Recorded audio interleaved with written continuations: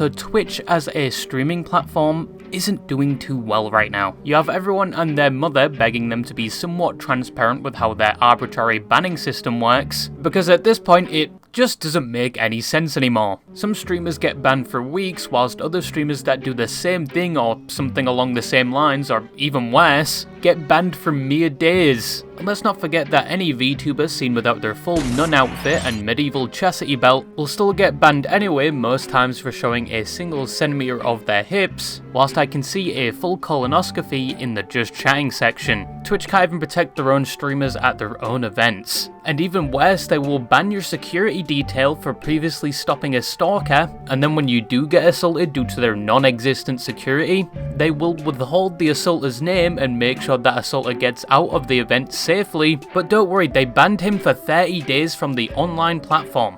That'll teach him. But anyway, bitching to the side, this video isn't about Twitch. It's about a streamer that was a giant on the Twitch platform. A streamer that came from somewhat humble beginnings. He initially started off by admiring and documenting other streamers, to then holding the camera and helping them directly with their content, and then eventually clawing his way to being one of the top streamers. And despite recent happenings and the internet being the internet, I think you can definitely say in the past he had made somewhat of an impact on the culture of streaming as a whole. He had a natural talent for entertaining people, which not only helped build his viewership up to a point where they would essentially form a swarm on the Twitch platform, but that characteristic also assisted him with being able to gather other streamers around him to grow his network and expand his capabilities for both content and his own reach, often being able to interact and inject himself into multiple different communities on the Twitch platform. And for a majority of their time on the platform, they were revered by both viewers and other content creators.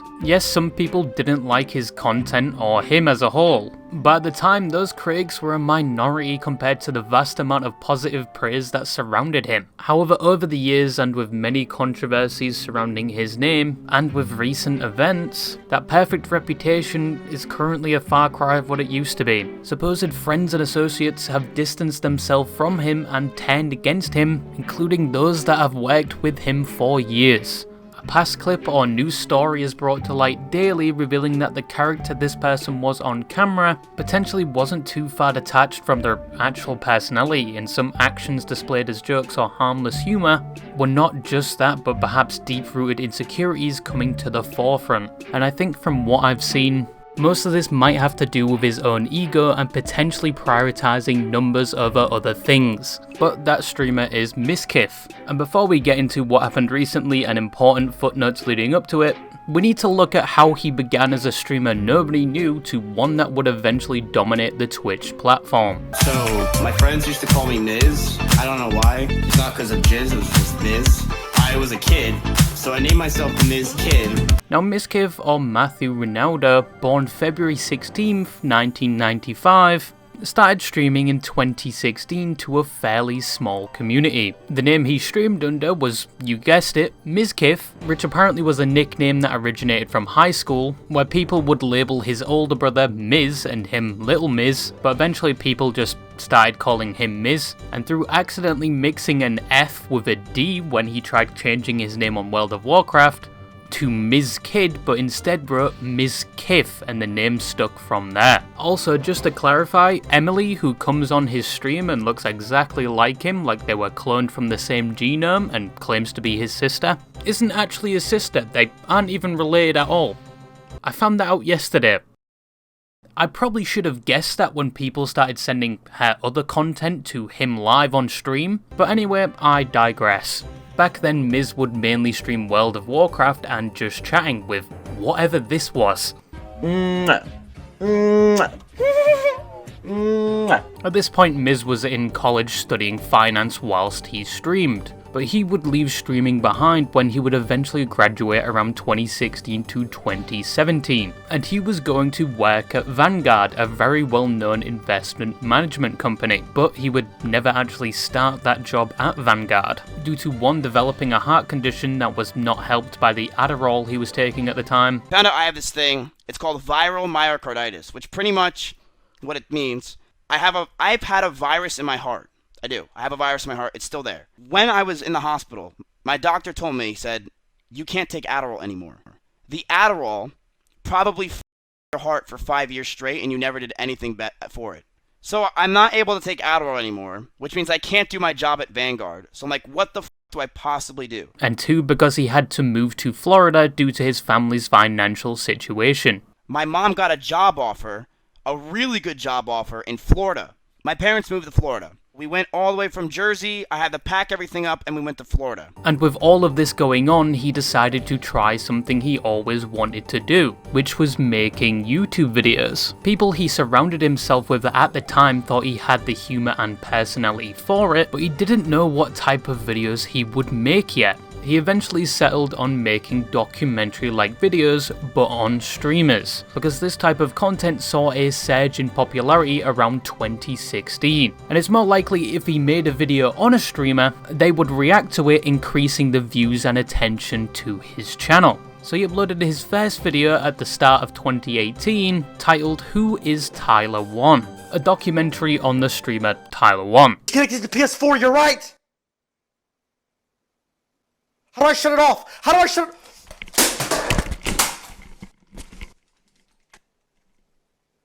But the video got no views, and no streamer was reacting to it, so he decided to reach out to people associated with Tyler to see if they would watch it. And still nobody watched it. Well, except one streamer, a streamer I like to call Tyler -1. It was Tyler 1's brother E-Rob, and he loved it and encouraged his stream chat at the time to send support to that video, and from there Miz started making more of these videos on other streamers, and they took notice. He was known in school for his extremely bad ADHD and terrible SpongeBob impressions. Man, I'd watch that if this guy wasn't an idiot. First of all, I wasn't born in Lake Villa. Cringe compilation? Are you kidding me, dude? I'm out of here, dude.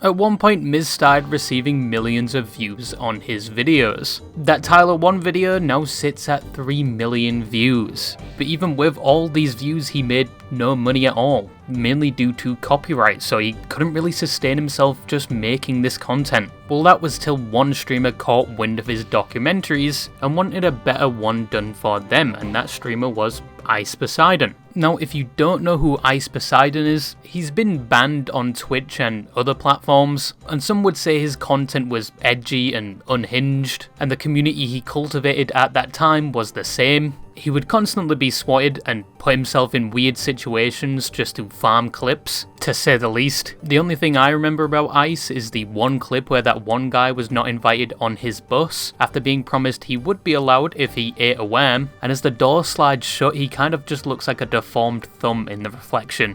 Dude, Paul, is it cool if I come, man? Come on, you said I could come on earlier. Same people as before, we don't have enough seats. You said and I just ate a worm and Dude, it's sketchy out here. I don't have to walk back through there. I mean, why'd you come here? I came here to see you guys. You said I could come with you. Ice lately also apparently did a pump and dump scheme, mainly affecting his own audience, and I think he got arrested and deported from some country, but he wanted Miz to do another documentary on him, as the previous one he thought was funny but inaccurate, and he flew him out to start filming the new video. And the documentary never really happened because nobody, including Ice, made time to talk to Miz for the video. A message from Ice Poseidon, and then this is where things get fun. Come over and make a documentary, or like a video. I'm like, oh!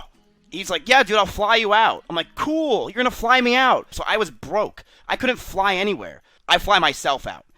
He gives me his debit card. It gets declined. So he's like, I'll pay you back. I never got paid back. I go to the house. We start chilling. And I'm like, all right, let's make a video.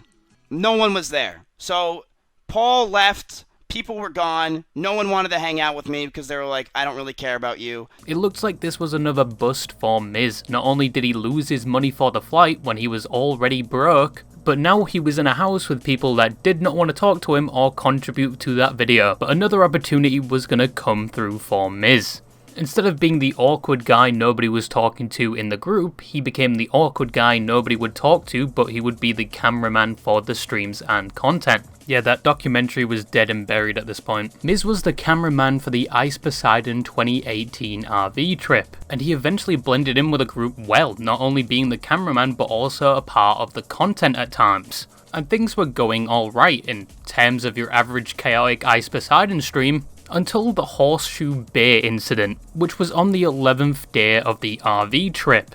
They were at a resort in Texas known as Horseshoe Bay, and Ice brought everyone along, including his ex-girlfriend, who he was secretly dating again. And the reason it was a secret was because his community absolutely hated her. And the chat was not happy to see her, and Ice saw this and quite literally threw her under the bus, claiming she was stalking him and the things they were doing privately leading up to this meant nothing. They also caused a lot of problems for the staff at the hotel, getting thrown out of their rooms, fighting each other off camera, the police getting involved, and also some viewers were calling the resort causing a disturbance. There was plenty more that happened, but after this Miz decided to go off and do his own thing. He started streaming again in July of 2018, streaming World of Warcraft and just chatting again. Most people were only there for the just chatting segment where E-Rob would be the butt of all the jokes.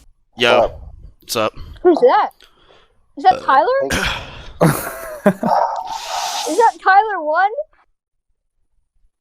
Who is that? I'm gonna go. E-Rob, don't turn on the cam. What are you doing?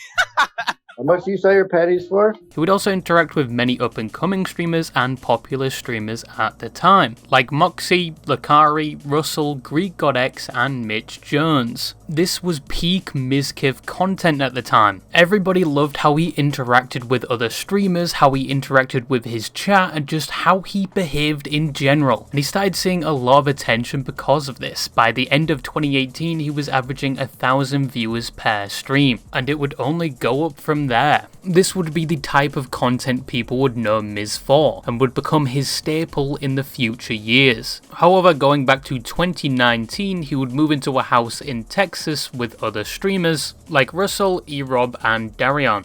Little side note, but what the fuck happened to Darion? I have not seen him in years. Anyway, but Mizkif would continue to grow, farming clips with his usual behaviour assisted by his entourage of friends, which said entourage would only expand as he moved to Texas. We saw him interacting with streamers like Esfand and Soda Poppin', and then later on Maya Higa, an up-and-coming streamer that based her content around animals, and had caught the attention of the internet, or at least livestream fails, apparently acquiring the title Scuffed Pokimane. The two of them would eventually start making content together and then get into a relationship. Chat, we're roommates. We're dating. Is that a dodo bird? Oh yeah. Not that. Yes, it is a dodo bird with a hat on! Around this time, Mizkif was now a 6K Andy. But despite things going well for Miz, mid-2019, something unexpected would happen. He would be hospitalized due to an adverse reaction and accidental overdosing on what he called sleeping pills. His heart rate would shoot over 150, which with his previous heart condition was not a good combination. He gave me a pill to try to help me sleep. So I'm like, okay, I trust this kid. I've trusted him my whole life. He's like, it helps me sleep. I'm about to fall asleep. I start doing this. Literally just, I'm no troll. Just start doing that. And whilst being transported to the hospital, Miz would say something that would alarm the staff transporting him, resulting in Mizkif being sent to a psych ward for a week. So I said that, and they are liable. Once you say that anything about death like that, you are liable. So while I'm sitting there shaking, they're like, yo dude, can I get your autograph or my Steam profile? So I signed it. I didn't know what the hell was happening. I started asking them the questions. They said, oh, they didn't tell you? Nope. What's going on? You're going to a psych ward. Later, he would say this had adverse effects on his mental health, and that July through to September, it felt like he was putting on an act to seem like he was fine. And for July and August and September, I put on such an act on stream that I was happy when I was miserable. Like, I would get off stream and I was either... It was so weird.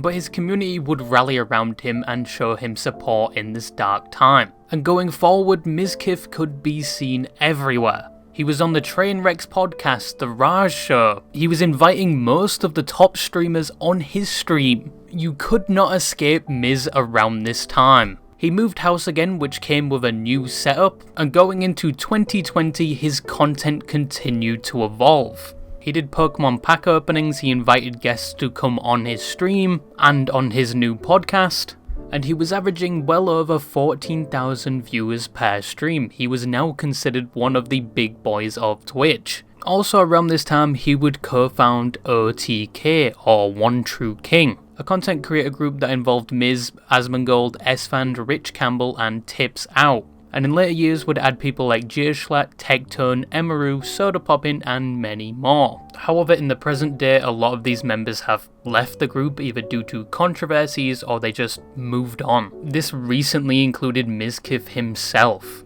But back in 2021, Mizkif moved for a third time, which came with an even better setup and even better content. He even made and took part in some game shows around this time. Also, unfortunately, Miz and Mai would break up in the same year, which we would find out in the present day was because they didn't really have time to hang out and they both were pursuing other things, like Miz was doing his streams and Maya her animal sanctuary. But that is basically Mizkif and how he got here. You could say E-Rob made him. So congrats on 1 year. And thanks for being one of my best friends. Oh,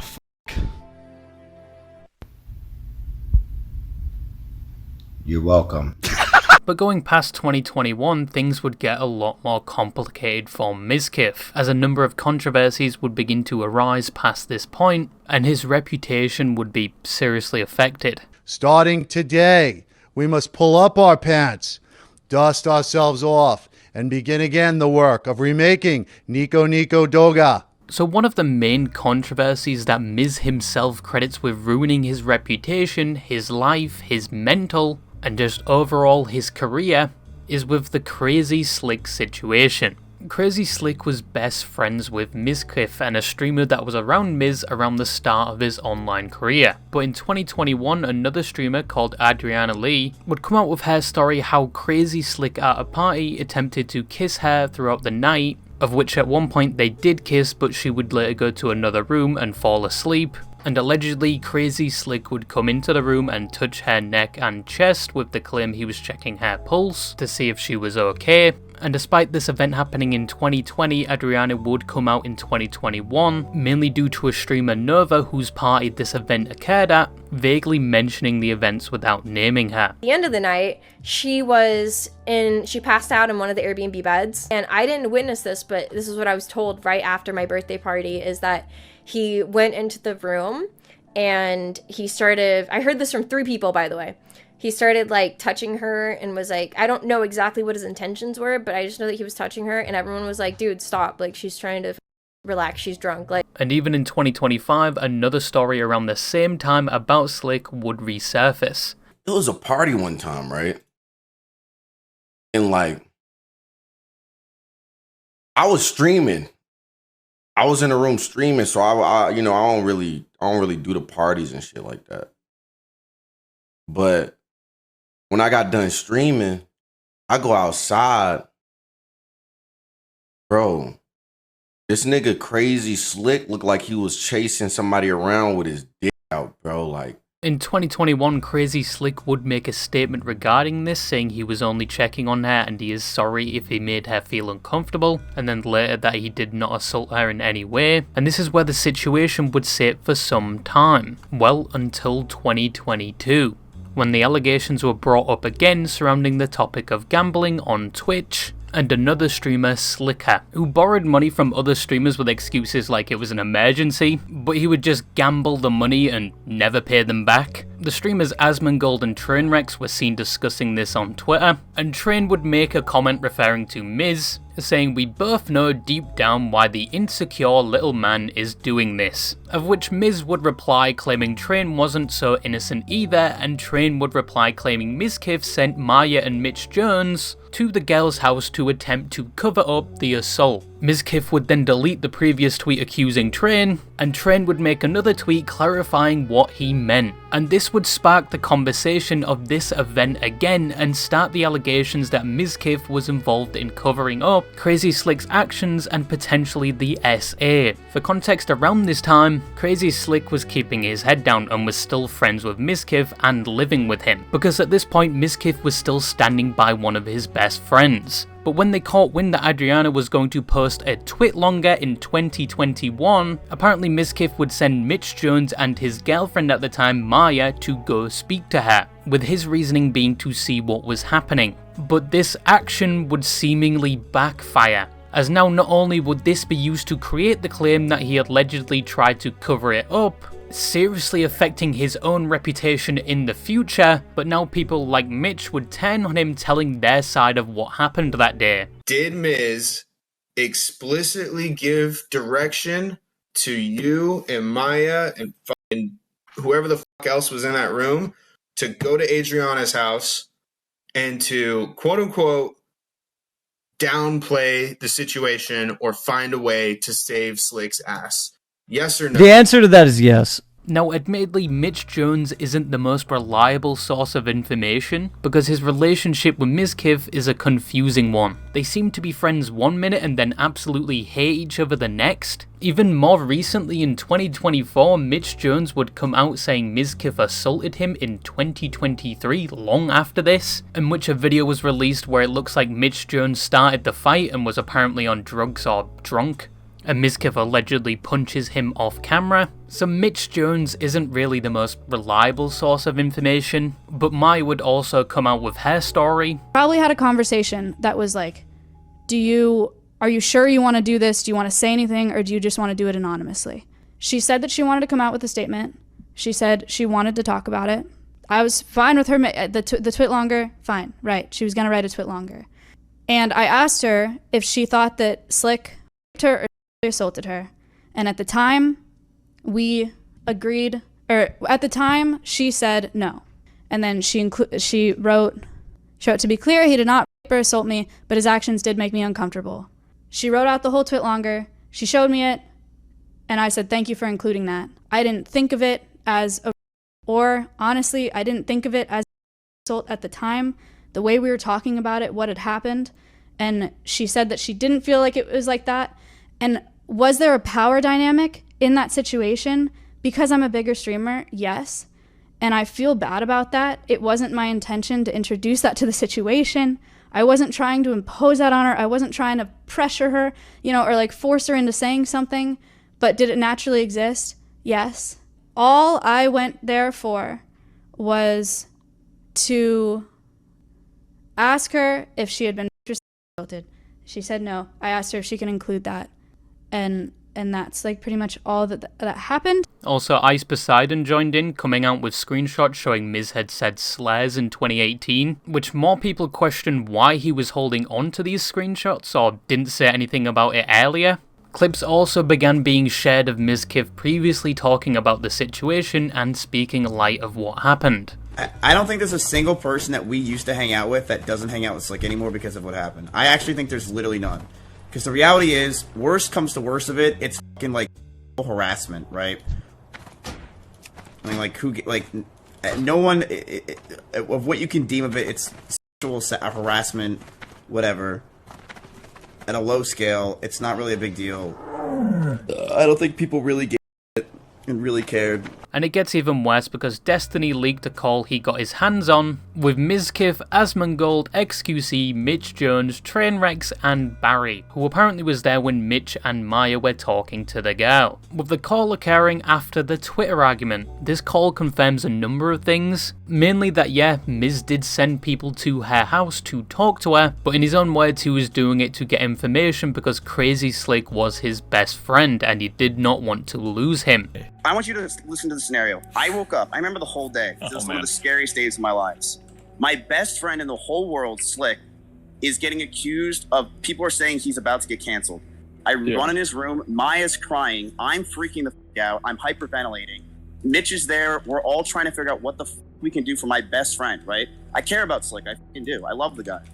And people were telling us, mainly Barry, that, yo, Adriana Lee's about to come out with some shit. I am freaking out, and I'm literally crying because I'm saying to myself, I'm going to lose my best friend. I'm going to lose my best friend in the entire world. Maya's upset. Mitch is sitting there. We're all freaking out. So then I try to get answers. I try to get, what is Adriana Lee thinking? What is going on here? What's happening to my best friend? I wanted to know. Your best friend is getting canceled, man. I'm sorry you want to act. I'm sorry you just want to act. Basically, Maya gaslighting Adriana the whole time.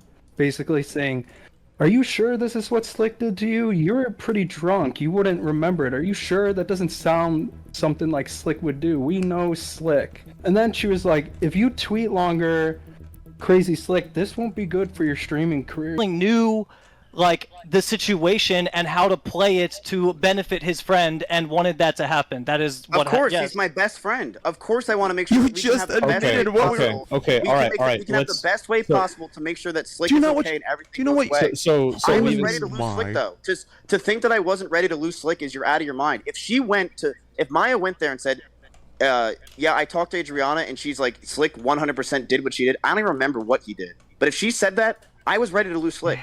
That I sent Maya there because No, that you knew how to play it to benefit you. You don't think that's bad? Well, I think that every single person is going to do something that's beneficial towards them. Asmongold, It's not in just covering up a rape or Well, a sexual assault. And that's what I'm really trying to that's what I'm trying to understand.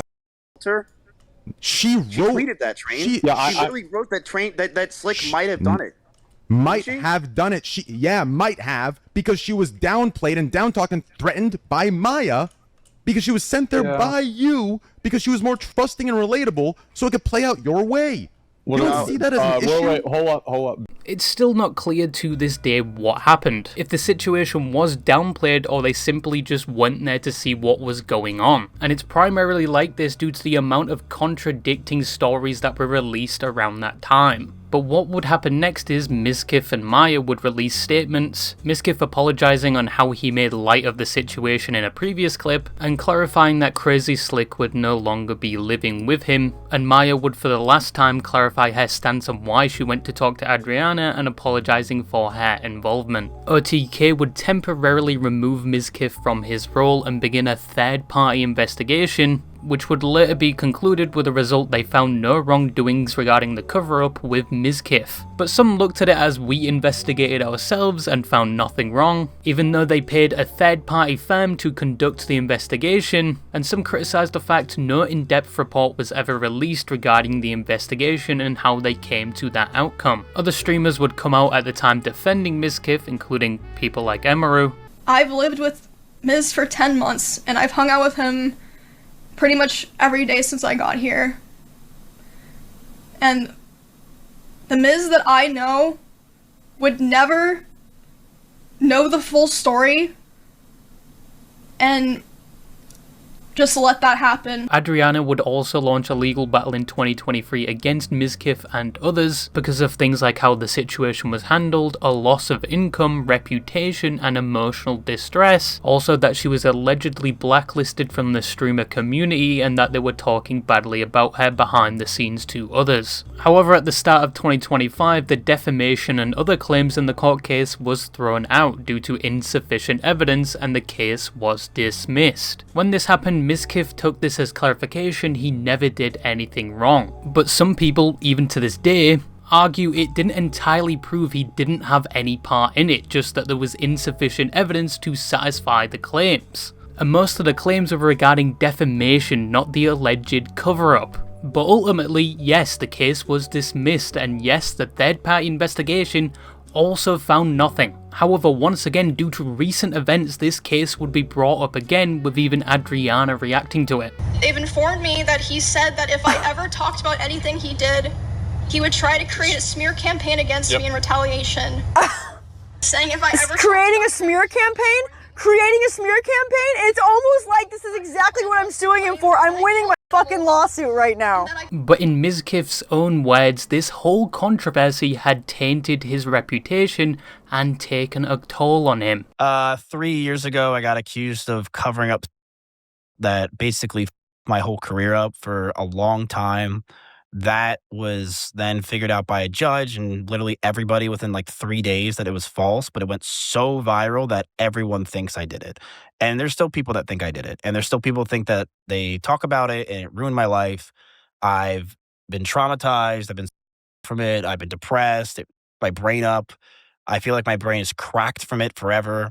And it ruined my image, my reputation. My friends stopped hanging out with me. People started ditching me. Streamer friends of mine backstabbed me and made videos or comments about it when they didn't know the truth. Yeah, that's probably the biggest thing. Either down to the allegations against him like Miz claimed, or a change in Twitch as a whole. After this, he wouldn't see any more growth when streaming, something that allegedly affected his behaviour and his own ego severely, which people as of recently are claiming you could see in his content at the time. Outbursts or weird behaviour which most thought at the time was him in character or just a joke, but now people look at these interactions differently. Another situation was with the Japan tree incident, where in April of 2025, Mizkif would be in Japan and would begin doing pull-ups on a cherry blossom tree, which if you did it anywhere else, nobody would have really had a problem with it, but in Japan it is seen as very disrespectful, especially if you are a tourist. And this came out at a time where foreign streamers that were coming to Japan were getting criticised, mainly for their behaviour. Miz did get a lot of backlash from this, mainly from those local to Japan, and he did issue an apology. So he messed up, he apologised, that's it, right? Well, no. A streamer by the name of Kahio Shibuya, I probably mispronounced that, who was Japanese and was one of the first people to criticise Mizkif for this, would come out and say after she made her posts about him, he would personally message her quote unquote shitting on her and would only talk about how this affected him and would later delete the messages. Are you him? Because he sent me a personal message. Yeah, shit on me. Yes, that's why. And it's all about me. There are like 3 me in 3 sentences. Yeah, so I'm like, okay, so your community actually affects you. Wow. I was shocked. And he actually deleted that comment later on from like a Discord. Yeah, but of course I screenshot it. Because the response I got was, now I have Joni Sumara cancel me. You don't realize what you've done to me. Please leave me alone. Me. Now all she did was provide constructive criticism, and Miz did not respond in a very mature way, more focusing on how this affected him, which was very different to what he said in his apology, and I think his behaviour in this instance would only support later claims that were about to be made about him. Also, there was accusations that Mizkif was view-botting, but there was no hard evidence except for what people apparently heard. There was accusations of Mizkif brigading posts on Reddit pages like Livestream Fails, and apparently being involved in censoring any negative posts regarding him on that page. It's power of consensus. Well, that's the same thing with view-botting. Everyone wants to go to the stream. That's why people it is true. And no, I think he does. I think that he brigades Reddit. I think his community brigades like crazy. And like now I feel like, it's going to be hard to do that. So yeah, that's what I would say more than anything else, right? I think that that's really what's going on. And that's what he's doing. Because I didn't post him. But here's one thing. I don't know if this is like Appleboy or Flux, whoever the f these people are. I think they're his mods. If they went and did this, and this is real, then yeah, obviously they're brigading. So, like, if you see any positive stuff about Miz that has, like, 100 upvotes, like, between, like, 20 to 100 upvotes, it probably is fake. But Mizkif's behaviour past 2022 had seriously changed, and as said, people have been combing over a lot of these past controversies, past clips, and streams with a different perspective, some thinking these were warning signs or indications something was going on, and some have completely flipped their opinion from what they thought previously. But what actually happened recently? I had just known more. If I was able to just know more and be more assertive and, everything. But at the end of the day, I mean, I can't really fucking know everything. Now, unknown to most of Twitch and even personal friends, was that the streamer Emaru, who is a part of OTK, and Mizkif, who has recently been found out to no longer be a part of OTK, were secretly dating. From Mizkif's POV, they initially got in contact in April of 2021 through an event where both of them were present, and Mizkif was dating Maya at the time and Emaru was dating somebody else. They started hanging out more and became friends and started playing games together both on and off stream, In Mizkif's words, they would flirt, but it wouldn't progress because they were both dating other people. We started to play games with each other on stream, and we started to grow closer together. We started calling each other, and we were flirting. We didn't do anything, but it was pretty obvious that Emiru had feelings for me as well as I had for her. But we couldn't really do anything because at the time, she was dating a girl named Bonnie, and I was dating Maya. When Mizkif broke up with Maya, Emiru moved into the house not too long after, and they got closer, and she eventually joined OTK. In 2022, Emiru had her birthday party at an arcade, where a stalker would show up apparently armed, and they evacuated the event. Both were shaken up about it, and in Mizkif's own words, they were trauma bonded, and they started dating not too long after. Me and Emmy were terrified that night, and on the way home, I grabbed her hand, and she grabbed mine. And we knew we were trauma bonded, and we didn't want to let go. When they did start dating, they hid this from everyone, the people they lived with and close friends, because he thought there would be implications if OTK found out he was dating her. To the point where they apparently had a doggy door between their rooms so they could see each other. We had a doggy door between our rooms, just so we can hide it from everyone else, including my roommates. We would lock the doors to avoid our roommates finding out. Now, Mizkif's account is the only one that has been released going into how these two met and eventually started dating. Emiru hasn't explained her side of the story of how they met, so take it with a grain of salt, I guess. Moving to October 2025, Emiru was doing a stream where they would take an RV to TwitchCon and stream it. In said stream, Emiru would break down saying she's grateful for her community, but the last 2 years have been very hard for her. I've never talked about this because I never wanted to bring it to stream or anything like that. But honestly, this has been a really hard year for me. Honestly, it's been a really hard 2 years. I've been carrying a lot of really heavy burdens, and I feel like I'm the luckiest streamer in the world that I've gone to go as far as I have. Now, people watching this at the time assumed it was to do like a previous stalker situation, not what was to come. When they reached TwitchCon, she would be assaulted due to Twitch being Twitch, and she would also find out that people associated with her, and even an employee at the same TwitchCon, had allegedly been approached by Mizkif basically saying if Emiru ever said anything about him, he would destroy her. And he was allegedly contacting other streamers to help create a smear campaign, claiming she neglected her rabbits leading to their eventual deaths, because several of her rabbits did pass away over the course of 3 years whilst living with him. Is that for a while, he has been indirectly threatening me through my friends and people that I work with. They've informed me that he said that if I ever talked about anything he did, he would try to create a smear campaign against me in retaliation. I was told that he even approached other streamers who were close with us back when we lived together, asking them if they would join with him, and they all refused. At TwitchCon, he approached one of my employees, threatening them and saying if I ever talked about him, he would destroy me. Multiple people have told me that his plan was to claim that I kill animals and that I killed my own rabbits, since I had several of my rabbits pass away over the course of 3 years while I lived with him.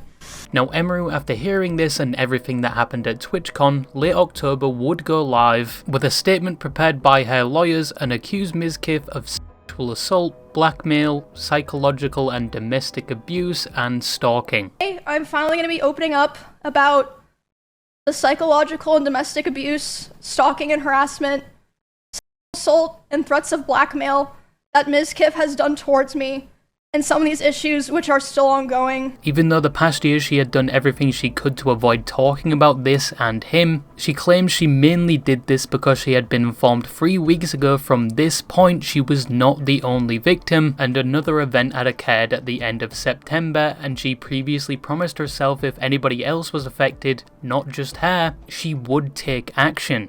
The first and probably most severe reason is that one of the rules that I set for myself a long time ago about withholding this information was that if I ever felt like somebody else was in danger or being hurt, I would then make myself speak about it. And 2 weeks ago, actually 3 weeks ago now, I was informed by 3 separate people, one of whom was present for said incident, that he had done something similar to something that he had done to me. And someone in LA at the end of September. And this person is not a streamer or content creator, but obviously that does not matter. And because of this, I cannot in good conscience sit here knowing that I know critical information about someone that almost no one else does and not say anything. She would go on to say that the abuse was slow over time, where he would throw plastic bottles and phones at her, to the point where in one instance she got a black eye. He would throw bottles, like plastic bottles with liquid in it, not like glass bottles, at me, despite me telling him like I didn't like it and it scared me and I bruise very easily. He would throw his phone at me. I would tell him, you know, it scared me, I don't like it. And one time it even hit me in the eye, which caused me to get a black eye. She would say that at the end of 2022, due to the cover-up allegations, things would get worse with Miz. The end of 2022, the cover-up allegations happened. After that happened, his behavior started getting a lot worse, which, I mean, I suppose it makes sense. You know, he was very stressed. A lot of stuff was happening. She would also go on to say he was very controlling the things she wore, who she talked to, and that he never wanted her to stream at the same time as him because they shared a community, suggesting he may get less views if she did. It's not a secret. I think everyone who paid attention knew that he was very controlling over what I wore, to a degree, who I was friends with, and even when I would stream.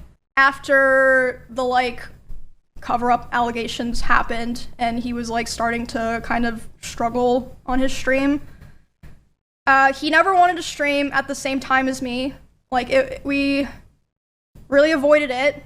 And to me at the time, it made sense, because, you know, I was like, well, of course, like, you know, we share a lot of community members.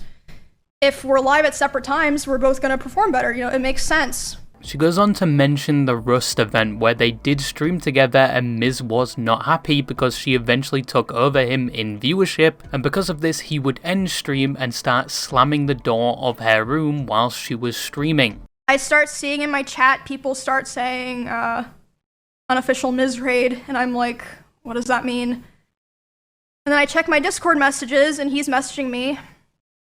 He's saying like, Emmy, you know, I'm gonna kill I waited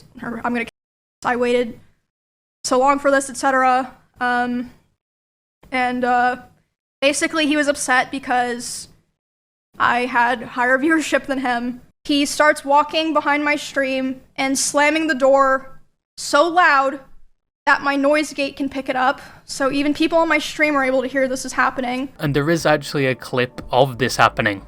She was There's also a weird clip from 2022 coming to light that people think is associated with this story, where he came onto her stream to show everyone she left cheese in the fridge to the point where it expired, and apparently chats were leaked after this event, where allegedly he blames her for the chat hating him. What? You're in trouble. Why? What did I do? A chubby found something that's yours. Huh? Show chat. Ew! What? Yours. It's literally yours. That's mine? I'm sorry, I didn't know it was in there. Then why'd you buy it? Why don't you show chat your show and tell? Ew, bro. Ew. Show chat. No, I don't want to touch it. Ew. This is not. Why are you saying ew me? This is hers. She's been addicted to playing Overwatch and not paying attention to her food. Should I keep holding it here? No, dude. Throw it away. Emerald would also show screenshots where Mizkif would allegedly berate her on stream for things like choosing the same class in World of Warcraft because he didn't want to be compared to her. Often message me in the middle of my streams and berate me for things like playing the same class as him in WoW because he thought it would make people think that I was better than him. And she also said he would blame her for his stream dying and mentions hitting on other girls. And he would say that it was my fault that his stream was dying because most of his viewers liked me, and whenever he hit on another girl, they would be confused or not take it seriously because they knew that me and him were together privately. And he said if he would be able to hit on other girls and convince them that it was real, he would get his career back. And just in general, he would say horrible things about other streamers in Austin, like, I quote, "I hate everyone here, you are all useless to me, You're worthless to me because it does nothing for my stream anymore to collab with any of you. Emerald would claim he would destroy furniture and walls in front of her, and she would try to get away from him by locking herself in her streaming room or going to Esfan's house, a friend of theirs. Destroy furniture in front of me. He would throw things in front of me and near me. Destroy walls. There would be times where he was upset at me, and I would go to my stream room and literally lock myself in to get away from him, and he would be banging on the door and screaming at me. I would sneak into Esfan's house just to have some time of like peace and quiet. But eventually, he figured out where I was going, and he would go over to Esfan's house to keep telling me off. She also claims he would get emotional and drive recklessly, putting both of their lives in danger, in one instance because Mr. Beast did a collab with a different streamer. We were just getting food, and he was on his phone, and he saw that Mr. Beast had put out a video, and Mr. Beast had invited another streamer, and he was like, oh, Mr. Beast invited this guy to his video, not me. And I was like, oh, well, you know, like, huh, yeah, I guess so. Which led to him going 150 miles per hour in the car and talking about killing himself while doing it. This claim would lead others to find another clip where they think Mizkif was being discussed, the clip being Maya Higa on a podcast where she would talk about an ex-boyfriend that would drive recklessly when they were arguing and would only stop when she said sorry. I did a guy that would go like 100 miles an hour on the, like we would fight in the car, which was never my decision. Like it just always like happened. Like we just would like fight in the car, and then he'd go like 100, and I would like literally like beg him to slow down. I'd be so scared and I'd cry, and then he would not slow down until I apologized. Also another clip where he threw Starbucks bags at her. That's what that was. 2 Starbucks bags of Starbucks I got you over the past 2 days. Oh my god! Emery would also claim he would get mad when she would outperform him on things like YouTube. At the dresser, and started yelling because I had posted a YouTube video within the same couple of days as him, and mine was doing better. Emery would eventually move out with short notice where they stayed in contact, and he would start promising things like he would change or even go to therapy. Finally moved out. It was on very short notice. He would always beg for me to come back, and he would promise therapy and change and like even talk to other people and like kind of present like, oh, I want to change, I want to be better for Emmy or whatever, you know? And then she recounts one instance where they broke up and he came over to her house and she was crying and he would attempt to comfort her and then kiss her, and then eventually it got worse. And he started kissing me in my face, and I let him do it. I was still sobbing a lot. And then suddenly he tried to climb on top of me and aggressively shoved his hand down my pants. And I screamed. Yeah. And when I screamed, he jumped off me like a cat, like. And instead of apologizing or checking if I was okay, he said, I feel weird now. I feel like I did something wrong. I have to go. And he immediately left my house while I was still crying. She also claims how he would coach her not to say certain things and tell her she wasn't abused. How he never physically abused me because he never hit me. And he would coach me and tell me to tell people or other streamers who were asking about it because they were concerned. He would say, tell them that I never hit you. Make sure that they know that I never hit you. Emery would eventually fully cut off Mizkif when he eventually went to Japan to reclaim his views, as she puts it, and she claims he would spam her phone, talk bad about her to other people, and in one of the messages he apparently used AI to craft an apology to her. He has attempted to contact me over 40 times individually this year in individual texts, Discord messages, Instagram DMs, and phone calls. This would ultimately conclude Emeru's story and allegations made against Mizkif, and previous OTK member and friend of both Emeru and Mizkif, Asmongold, would react to this, previously knowing this was going to happen, and supported Emeru. Even with these still being allegations, things did not look good for Mizkif. His reputation was questionable before this, but now it seemed like everyone, including people he previously associated with, were against him. Another victim would come out detailing their similar story with Mizkif, and others would just come out with negative experiences they had with him in general. However, after Asmongold reacted to Emeru's experience and stopped his stream, straight after, Mizkif would go live telling his side of the story. And in the first few minutes, it seemed like a normal stream. He was doing things like thanking subscribers and talking to chat, but then it takes a shift when he insinuates he's going to go full scorched earth, or as he called it, demon time. It is time to go full demon time. Just letting you know, there is no holding back. Who cares anymore? I will expose everything about every person that you've ever known. This isn't the best plan after just being accused of terrible things, and you're about to tell your side of the events where people are supposed to take you at your word. But anyway, he'd first talk about how they met and how their relationship evolved. Then he would tackle one of the first claims, which is the throwing of phones and bottles at Emeru, and he would claim he was not throwing it at her, he was throwing it on his bed, and when she said she was uncomfortable with it, he stopped, and even showed a demonstration of how he would throw it. I'm brushing my teeth. Right here. Look at me. I would throw my phone on the bed. Later on, he would say Emeru was also violent because she would throw plushies and clothes at him, and he would respond by slamming doors or punching holes in the walls, and that yes, he would say that he would harm himself, but Emmy would do the same. I'm ashamed that the situations got so bad, but Emmy was also violent. She would throw clothes or plushies at me, and I punched holes in the walls or slammed doors in aggression. I one time did say I was going to kill myself during an argument, but Emmy did this as well numerous times. He then leaks a screenshot where he supposedly had a gun pointed at one of her stalkers and Emmy was saying she would harm herself. He would go on to say he felt pressure from her stalkers constantly, as he claims most were coming from her TikTok content where she would cosplay, and later on he says he would control things like what she wore. I told her, if we're going to be serious about this relationship, I need her to stop posting as much, and to not farm these people. She agreed and understood. In regards to being controlling, I told her many things. I told her to dress older, to stop wearing pajamas, to stop talking about stalkers and schizos as a whole, stop talking about past relationships, and yes, I didn't want her to travel without me.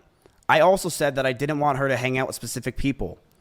This is because I didn't want her to get hurt. Later on, he says his mental wasn't in the best place due to things like the 2022 cancellation, the stalkers, and keeping the relationship a secret, and they both started to argue more and the relationship was just not healthy. There were more stress on top of this. We both had to hide the relationship from everyone. If anyone found out or was known, I could get in a ton of trouble with OTK and cause a ton of problems. That she didn't understand what she was doing wrong. But I would constantly tell her, on and off stream, that she needs to do more because these stalkers are getting worse. I know I wasn't perfect with my language or tone throughout this entire relationship. I know I wasn't. And I was aggressive at times. I was a massive wreck. I couldn't think straight. And being that Emeru hung out with me all day, she too started to become high-strung. We would yell at each other, fight, and argue all the time. Things we never once did. I felt this relationship was taking a huge strain. But I thought it could be fixed over time, since things were just so amazing that first year. He goes on to say that both of them were toxic in the relationship, and according to him, he told her to move out. She did not move out on her own. The last 9 months of this relationship, things got extremely fucking toxic. I told her to move out. She didn't move out on her own. I told her to move out because I wanted space, but she still wanted me around at all times. She would get upset if we didn't sleep together, or if we weren't around. She always wanted me to drive over to her house, but I never wanted to because I wanted to be alone. And that increased our fights. But the stalkers continued, and I got even more stressed. They started to take pictures of me whenever I would drive to her house. Then midway through, out of nowhere, he starts talking about the rabbits, saying she neglected them, choosing to play games over taking care of them, apparently letting them live in filth to the point where they would die. Then he shows a video of their cages, recorded by his brother, where you can see rabbit waste and things crawling around. Those rabbits moved out of her room and into the living room. they started to see disgusting neglect. No food, no water, sometimes not having clean bedding for weeks. I, along with many others who would come over, would give them what they needed, and I would tell her all the time to take care of them, but to no avail. She completely neglected those rabbits, so much that many of them just died over 1 year. Here is a video up close of Emiru's rabbits. These are small little mites that are inside the rabbit cage, and she didn't care. She completely neglected these animals, and I'm not going to sit around and let people say that she didn't. Emiru wouldn't clean the cages, and the smell became so bad that we started to have the rabbits just be outside. I told her if that's the case, she's got to make sure she's giving them water, because they are her responsibility. Instead, these rabbits were left outside in 100-degree heat with no food or water or anything.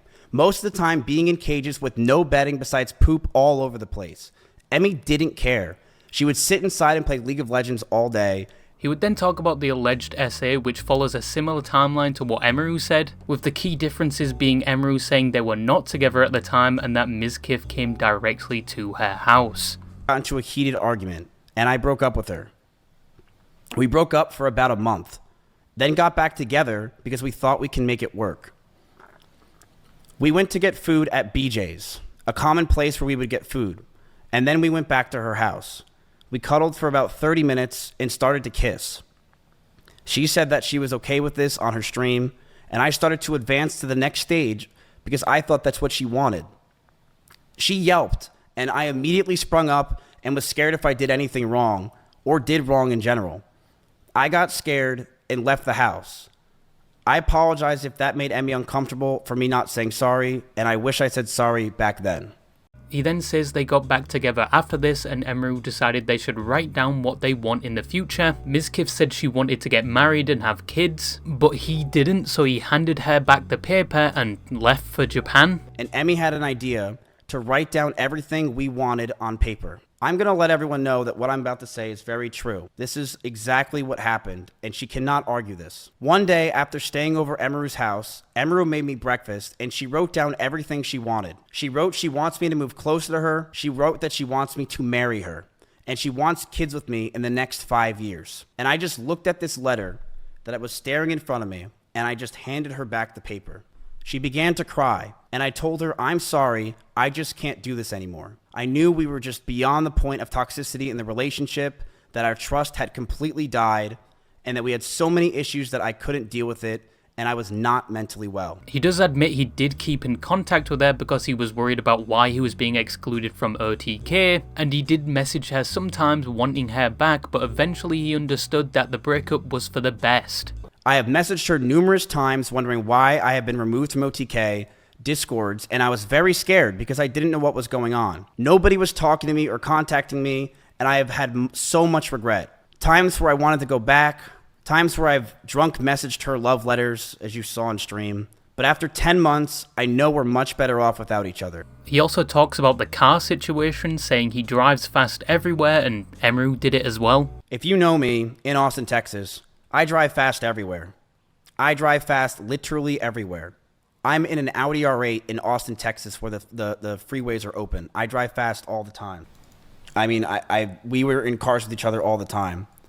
I remember one time when she was picking me up from the airport, and she was in her blue Corvette, and she started the speed when we were on a straightaway when she was getting mad, and she stayed quiet. He also then talks about his fixation with viewership. I've been massively obsessed with streaming and viewership over the years, and it's disgusting and it has ruined my fucking life. It is something that I am envious of others. I am angry at others because of it. It makes me jealous when I see others doing well, and it has made me realize that I am I'm never happy for someone else if they're doing much better than me. It's a serious problem that I am still working on to this day, where I'm a competitive dude, and I think I'm very competitive with streaming because I really care about it a lot. I've sunk my whole life into this thing. And he then talks about him going up to her staff at TwitchCon. Can you clarify what, if anything, was said to her team at TwitchCon? I said that if she goes after me, then I will go nuclear. And that is exactly what I said. finishes off by saying he wishes her the best and he believes some of the things were exaggerated and that he is not going away and he will be leaking a lot more things in the future. Truly hope nothing but the best for Emmy. I know she said a lot of these things today, and I do believe a lot of them were false, but I do hope nothing but the best for her. I'm sorry that any of this happened. Going to defend myself in these situations. I am not going away. I have no plans to go away. And I believe a lot of the situations today were absolutely exaggerated. I have dozens of photos and videos, calls and messages as well, if she has them. I have things I will be leaking over the next few days of other people, of other things. I have a lot of messages that I have that I'm going to expose as time goes on, because I do believe that this is a time to go buck wild.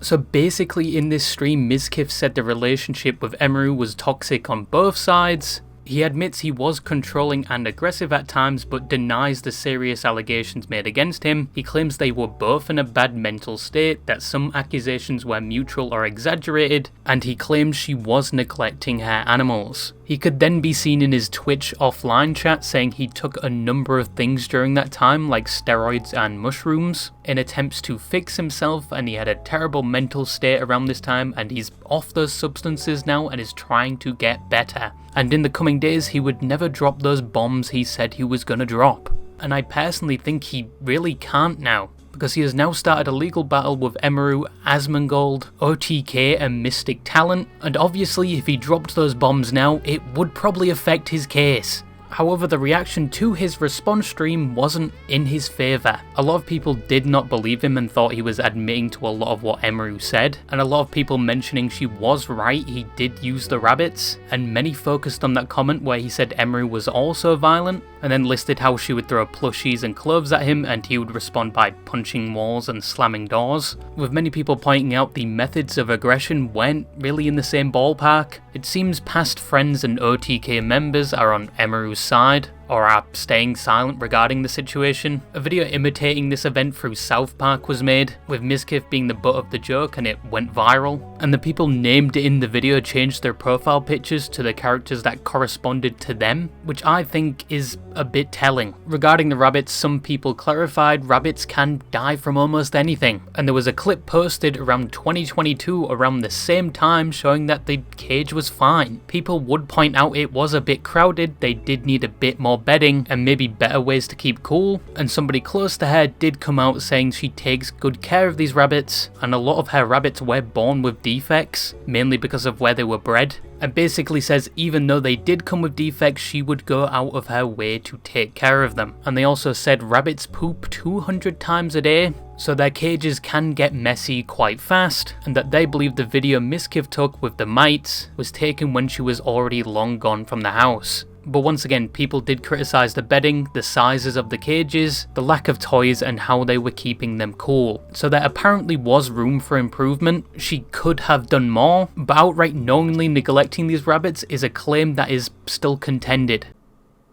Oh, this video is an hour long. Only losers are going to watch this far.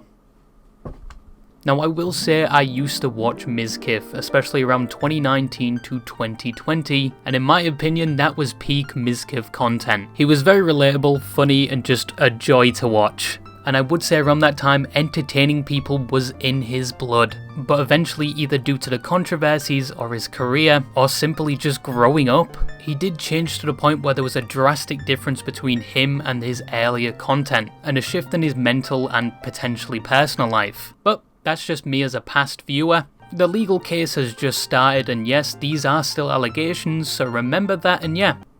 Why does Erob look like that, honestly?